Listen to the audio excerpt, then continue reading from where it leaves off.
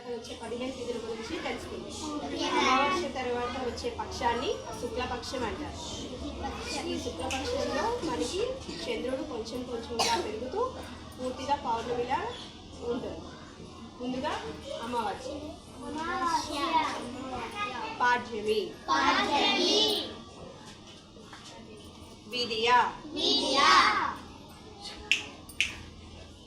తదియ, చతుర్థి,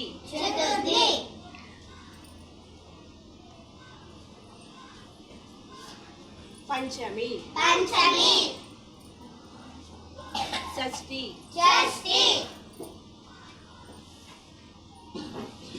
సప్తమి,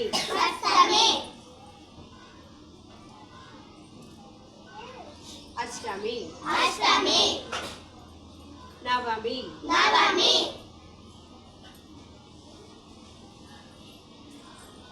దశమి, ఏకాదశి, ద్వాదశి,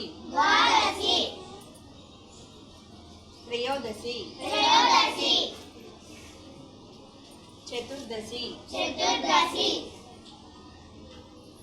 పౌర్ణమి. నిండు చందమామ.